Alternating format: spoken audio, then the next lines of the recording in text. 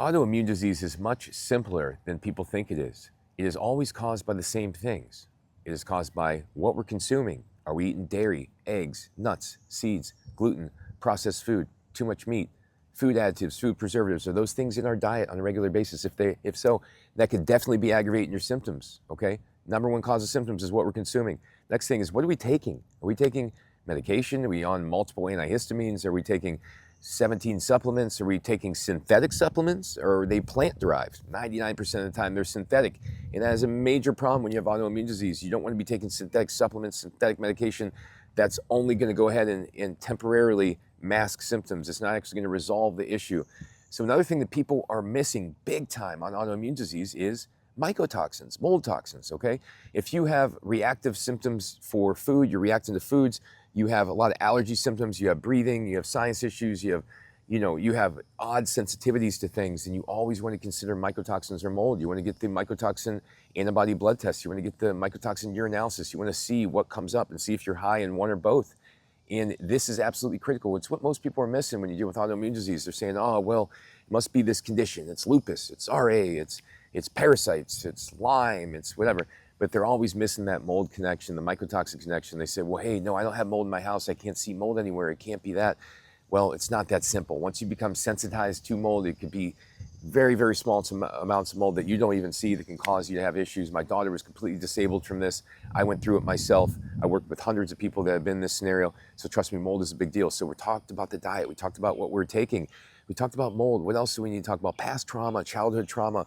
So childhood trauma often goes you do not deal with it. Most people don't deal with it, and they just have it in the subconscious. And then what happens is, when you have childhood trauma that's not addressed, and you start to look for threats and dangers in your environment, you start to be concerned about the next thing that could threaten you, because your brain's on a hyperactivated state, it's in a hypervigilant state. So you're looking for the next threat, the next concern. You're thinking about this thing that could go wrong in the future, that thing. You're playing events ahead of time in your mind to try to protect yourself from things that could go wrong in these events. Your life becomes one protective, thought after another. And guess what? That keeps your nervous system in a fight or flight state.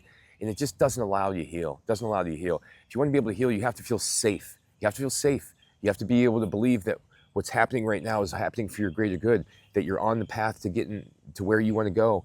You're closer than you've ever been. You have to be able to believe these things wholeheartedly believe these in your spirit.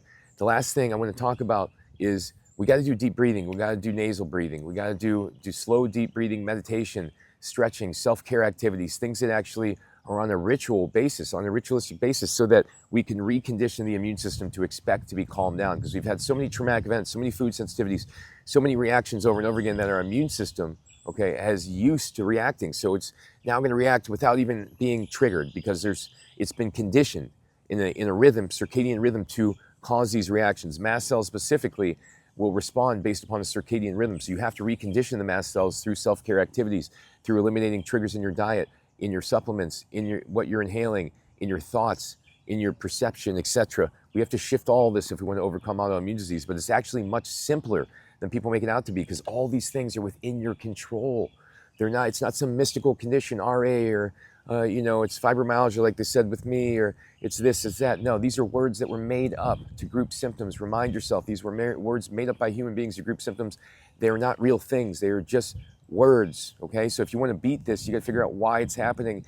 And like I said, it's much simpler than you think, all right? This is what I do with clients. I help them identify the hidden triggers in their diet, their supplements, their lifestyle, their environment, etc. Once we get those out of the way, guess what?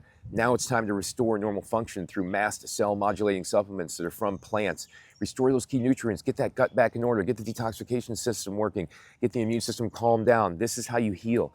If you have any questions, reach out to me. My website's endsickness.org. I got hundreds of articles, hundreds of videos on there teaching how to heal yourself.